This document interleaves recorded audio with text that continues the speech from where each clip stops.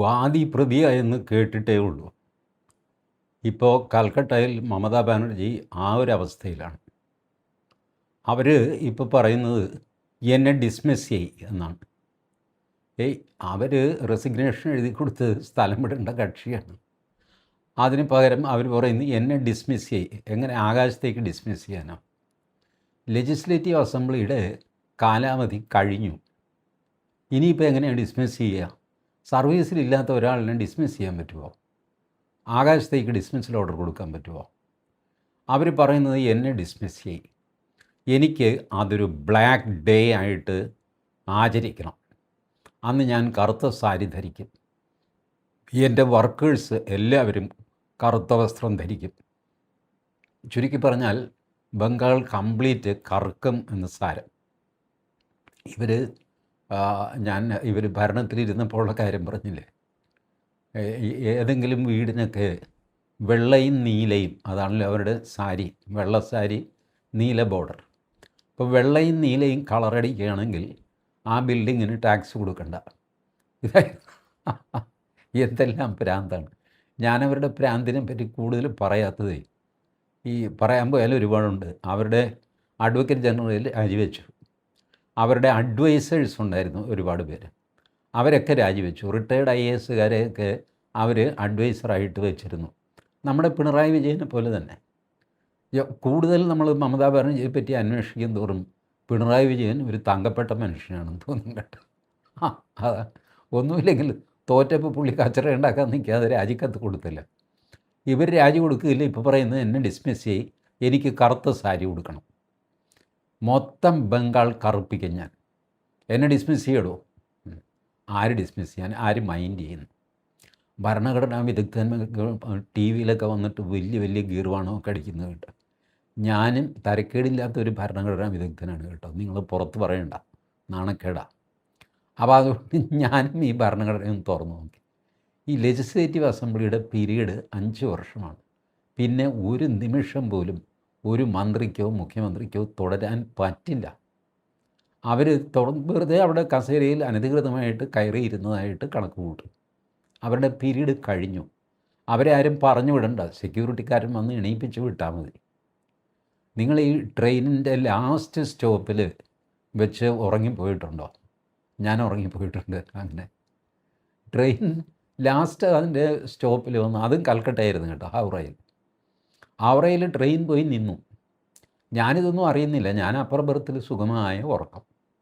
ഒടുവിൽ ഈ ട്രെയിൻ നിന്ന് കഴിയുമ്പോൾ അതിലൊരു പരിശോധനയുണ്ട് RPF-ൻ്റെ. എന്തെങ്കിലും സാധനങ്ങൾ ആരെങ്കിലും വെച്ച് മറന്നിട്ടുണ്ടോ, അത് ഇതൊക്കെ അവർ വടിയുമായിട്ട് വരും. RPF എന്ന് അവരുടെ വടി കൊണ്ട് എൻ്റെ കാലിലൊന്ന് തട്ടി. എന്തായി, എന്ത് പറ്റി? ഞാൻ പറഞ്ഞോ, ഞാൻ ഉറങ്ങിപ്പോയി. എന്നാൽ ഇറങ്ങിക്കോ. ഞാൻ താഴെ ഇറങ്ങി, എൻ്റെ ചെരുപ്പും കാണുന്നില്ല. പിന്നെ നഗ്നപാതനായി പുറത്തു പോയിട്ട് വേറെ ചെരുപ്പ് മേടിക്കേണ്ടി വന്നു. അപ്പോൾ ഇതുപോലെ ട്രെയിൻ നിന്ന് കഴിഞ്ഞിട്ടും മമതാ ബാനർജി ഈ സ്വപ്നത്തിൽ ഇതിൽ ഉറങ്ങിക്കിടക്കുകയാണ്. അവിടെ കിടന്ന് പ്രതിഷേധിക്കുന്നു.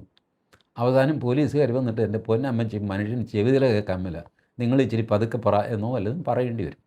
കാരണം ഈ പൊതുശല്യം, മിസ്ചീഫ് എന്ന് പറയും IPC-യിൽ. അപ്പോൾ അങ്ങനത്തെ വകുപ്പിലൊക്കെ പെടുത്തിയിട്ട് സ്റ്റേഷൻ ജാമ്യം കൊടുത്ത് വിടേണ്ടിയൊക്കെ വരും ഈ അമ്മച്ചിയെ.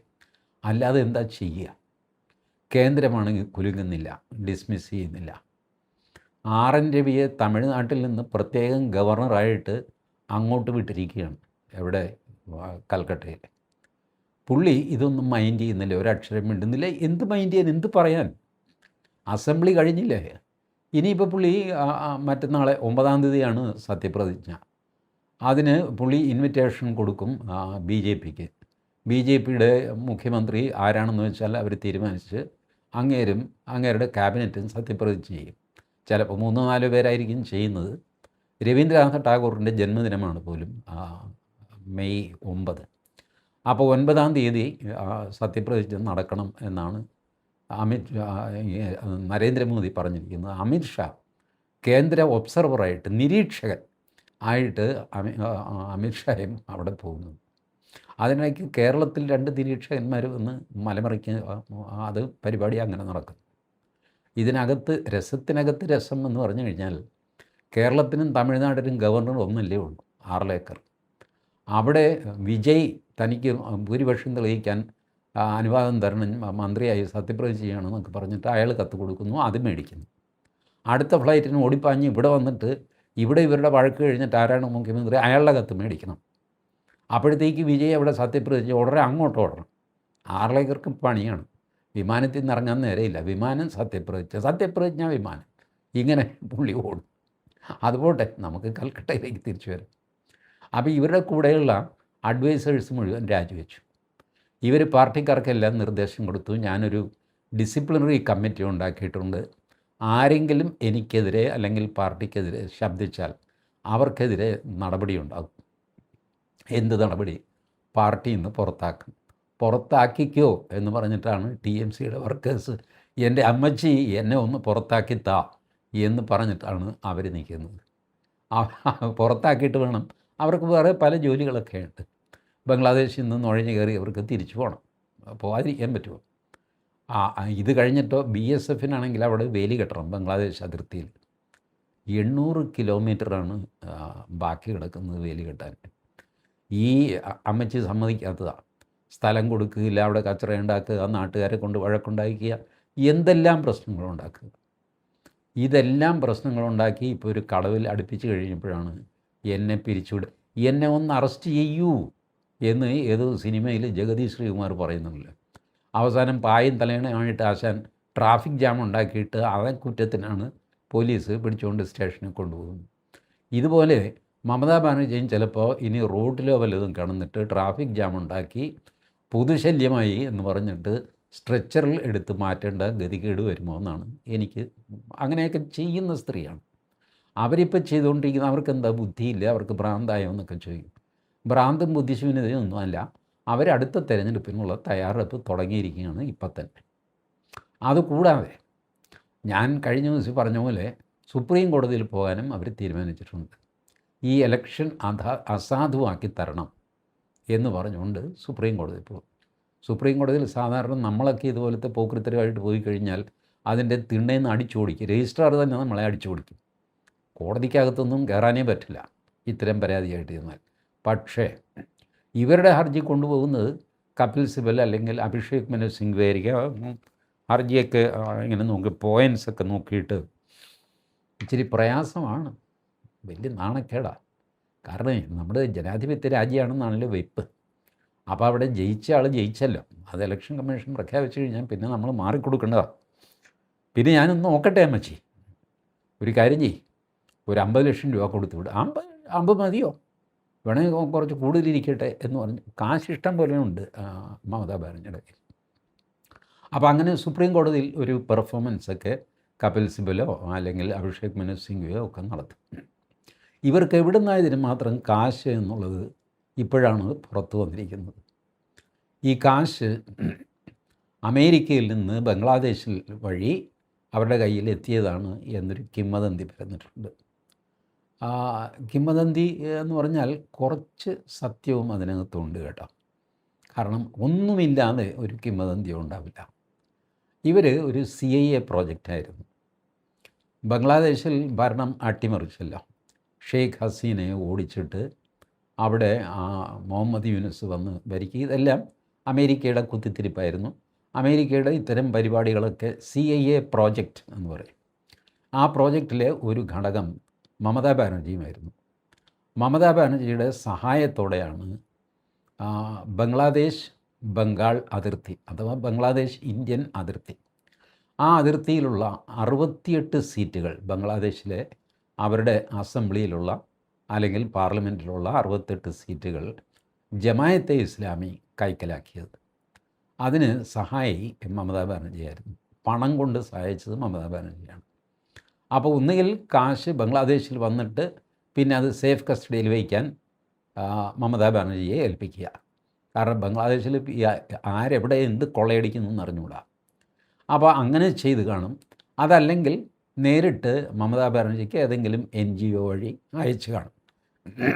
ഈ FCRA ശല്യം ബഹളമൊക്കെ ഉണ്ടായില്ലേ, അതൊക്കെ ഇത്തരം കാശൊക്കെ വരുന്നത് നിർത്തി പോവുമോ അല്ലെങ്കിൽ കണക്ക് കൊടുക്കേണ്ടി വരുമോ എന്നൊക്കെ ഭയന്നിട്ടാണ്. നമ്മളറിയാത്ത ഒരുപാട് കാര്യങ്ങൾ നടക്കുന്നുണ്ടല്ലോ. അപ്പോൾ അങ്ങനെ CIAയുടെ പണം വാങ്ങി ബംഗ്ലാദേശിലെ അട്ടിമറിയെ ഫൈനാൻസ് ചെയ്ത് ബംഗാൾ കയ്യിൽ വെച്ച് ബംഗ്ലാദേശുമായിട്ട് ഇങ്ങനെ ചങ്ങാത്തം കൂടി അങ്ങനെ നിതാന്തമായിട്ട് ഭരിക്കുക. ഇതായിരുന്നു മമതാ ബാനർജിയുടെ ഡിസൈൻ. ബട്ട് ഇത്ര വലിയ ഈ പുതിയ ഒരു രൂക്ഷമായ പ്രതികരണം അവരും പ്രതീക്ഷിച്ചില്ല. ഒരു നേരിയ ഭൂരിപക്ഷത്തിലൊക്കെ ബി ജെ പി ഒരുപക്ഷെ അധികാരത്തിൽ വരും. വന്നാൽ തന്നെ അവരെ ഉരുട്ടിയിടാം. ബി ജെ പിയിൽ നിന്ന് കുറച്ച് പേരെ അടർത്തി മാറ്റി ഇപ്പുറത്തേക്ക് കൊണ്ടുവരിക, അങ്ങനെ എന്തെങ്കിലുമൊക്കെ ചെയ്യാമെന്നേ എന്നൊക്കെ വിചാരിച്ചാണ് ഇരുന്നത്. ഇതിപ്പോൾ അടിച്ചിൽ വീണ പോലെ അവർക്ക് 207 208 സീറ്റായി ബി ജെ പിക്ക്. മമതാ ബാനർജി ഫൈനൽ ഫിഗർ വന്നു കഴിഞ്ഞപ്പോൾ 79 സീറ്റോ മറ്റോ ഉള്ളൂ. അപ്പോൾ ഇത് ബി ജെ പി മന്ത്രിസഭ മറിച്ചിടുക എന്ന് പറഞ്ഞാലും വലിയ പ്രയാസമാണ്. ബി ജെ പി മന്ത്രിസഭ അങ്ങനെ മറിയുമ്പോൾ B J P M L എമാർ കാലുമാറുമോ എന്നൊക്കെ സംശയിക്കുന്നവരുണ്ടാകാം. അങ്ങനെയൊന്നുമല്ല. B J P M L എമാരും ചിലപ്പോൾ കാലുമാറി എന്ന് വരും. ഈ ബി ജെ പി നേതാവ് സുവേന്ദു അധികാരി തന്നെ ടി എം സിയിൽ നിന്ന് വന്ന ആളല്ലേ. തൃണമൂൽ കോൺഗ്രസിൽ നിന്ന് വന്ന എത്ര പേരുണ്ട് ബി ജെ പി എന്നറിയാമോ? അപ്പോൾ അതുകൊണ്ട് ഇങ്ങോട്ട് വരാമെങ്കിൽ അങ്ങോട്ടും പോകാമല്ലോ. ഇതൊക്കെയാണ് ഇതിനകത്തെ കാൽക്കുലേഷൻ. അപ്പോൾ അങ്ങനെ സംശയിക്കത്തക്ക സാഹചര്യത്തിൽ CIA സഹായത്തോടെ മമതാ ബാനർജിയെ വെച്ച് അമേരിക്ക കളിച്ച ഒരു കളിയാണ്. ഈ സംശയം പ്രധാനമായിട്ട് വരാൻ കാര്യം, ട്രംപ് സോഷ്യൽ മീഡിയയിലൂടെ മോദിയെ അഭിനന്ദിച്ചു. എന്തിന്? ബംഗാൾ തെരഞ്ഞെടുപ്പ് ജയിച്ചതിന്. ഇപ്പോൾ ഭാരതത്തിലെ ഒരു സംസ്ഥാന തെരഞ്ഞെടുപ്പിൽ ബി ജെ പി ജയിച്ചെങ്കിൽ അതിന് ട്രംപ് അഭിനന്ദിക്കുക എന്ന് പറയുന്നത് അതൊരു അൺയൂഷ്വലായ കാര്യമല്ലേ. നമ്മളെപ്പോഴും അസ്വാഭാവികമായ കാര്യങ്ങൾ രാഷ്ട്രീയത്തിൽ ശ്രദ്ധിക്കണം. അപ്പോൾ അത് വെച്ചിട്ടാണ് പലരും ഈ കാൽക്കുലേഷൻ തുടങ്ങിയത്. എന്തുകൊണ്ട് ട്രംപ് ഇങ്ങനെ പെരുമാറി? എവിടെയോ വെച്ച് ട്രംപിൻ്റെ ഒരു പ്രോഗ്രാമിനെ മോദി ഒന്ന് ഓവർടേക്ക് ചെയ്തിട്ടുണ്ട്. അതാണ് ട്രംപിനെ സംബന്ധിച്ചിടത്തോളം ബംഗ്ലാദേശിലെ CIA ഓപ്പറേഷനൊക്കെ വളരെ നിസ്സാരമായ കാര്യമാണ്. അതിൽ ഒരു കളിയിൽ, ഒന്നാം കളിയിൽ മോദി ജയിച്ചു, അല്ലെങ്കിൽ ഒന്നാം കളിയിൽ ട്രംപ് ജയിച്ചു, രണ്ടാം കളിയിൽ മോദി CIA മലർത്തിയടിച്ചു. ഇങ്ങനെ എന്തെങ്കിലും സംഭവിച്ചിട്ടുണ്ട്. അതുകൊണ്ടാണ് കൊള്ളാം താൻ മിടുക്കനാടോ എന്ന് ട്രംപ് സോഷ്യൽ മീഡിയയിലൂടെ അറിയിച്ചത്. അപ്പോൾ അവിടുന്ന് ആളുകൾ സംശയിക്കാൻ തുടങ്ങുകയും ബാക്ക് കാൽക്കുലേറ്റ് ചെയ്തിട്ടാണ് ഈ വിവരമെല്ലാം ഇവർക്ക് CIA ബന്ധമുണ്ട് എന്ന് ന്യായമായ സംശയം ഉന്നയിച്ചിരിക്കുന്നത്. വരും ദിവസങ്ങളിൽ അത് കൂടുതൽ പുറത്തു വരും. അതല്ലെങ്കിൽ തന്നെ അക്രമരാഷ്ട്രീയത്തിൻ്റെ പേരിൽ, അഴിമതിയുടെ പേരിൽ എല്ലാം മമതാ ബാനർജി ഇന്നല്ലെങ്കിൽ നാളെ അറസ്റ്റ് ചെയ്യപ്പെടാനുള്ള സ്ത്രീയാണ്. അവർ കാണിച്ചു കൂട്ടിയ അക്രമം ചില്ലറയല്ല. അവർ സംരക്ഷിച്ച അക്രമികളുടെ എണ്ണവും ചില്ലറയല്ല. സന്ദേശ് ഖാലിയിലെ അക്രമികളെ സംരക്ഷിച്ചു. പിന്നെ RG-കർ മെഡിക്കൽ കോളേജിലെ ബലാത്സംഗ കേസിലെ പ്രതികളെ സംരക്ഷിക്കാൻ ശ്രമിച്ചു. ഇതിലെല്ലാം തൃണമൂൽ കോൺഗ്രസിൻ്റെ പ്രവർത്തകർക്ക് ബന്ധമുണ്ട്. അങ്ങനെ വലിയൊരു മാഫിയ തലൈവിയായിട്ടാണ് മമതാ ബാനർജി ബംഗാളിൽ കാണുന്നത്.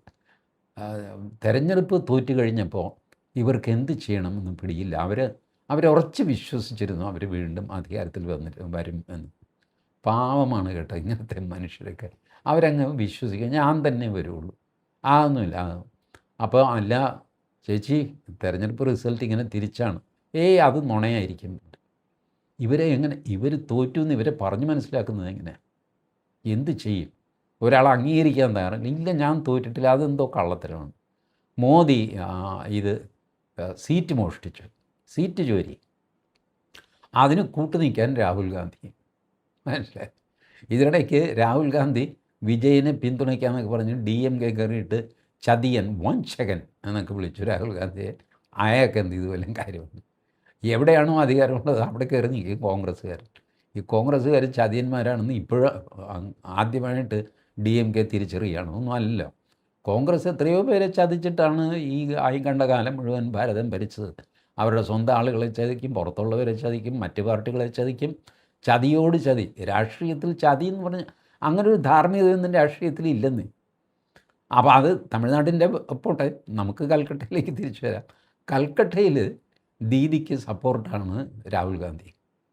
രാഹുൽ ഗാന്ധി 4 ദിവസം മുമ്പ് ട്വിറ്ററിൽ വലിയ ബഹളമായിരുന്നു. ഇവർ അഴിമതിക്കാരിയാണ്, അക്രമിയാണ്, ഇവർ BJPയെ വരാനായിട്ട് വാതിൽ തുറന്നിട്ടു, ഇങ്ങനത്തെ ദുഷ്പ്രവൃത്തിയെല്ലാം ചെയ്തിട്ട് എന്നൊക്കെ പറഞ്ഞ് അവരെ കുറ്റപ്പെടുത്തിയ ആൾ ഇപ്പോൾ പറയുകയാണ് അല്ല അവിടെ സീറ്റ് മോഷ്ടിച്ചിട്ടുണ്ട്, അങ്ങനെയാണ് BJP ജയിച്ചത്.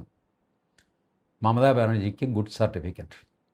മമതാ ബാനർജി എല്ലാവരോടും ഓടിവായോ, എന്നെ ഇവിടെ പറ്റിച്ചു, 100 സീറ്റ് പറ്റിച്ചിട്ടിരിക്കുകയാണ്, ഓടിവായോ എന്ന് പറഞ്ഞിട്ട് ഇന്ത്യ അലയൻസുകാരെല്ലാം എല്ലാവർക്കും മെസ്സേജ് കൊടുത്തു.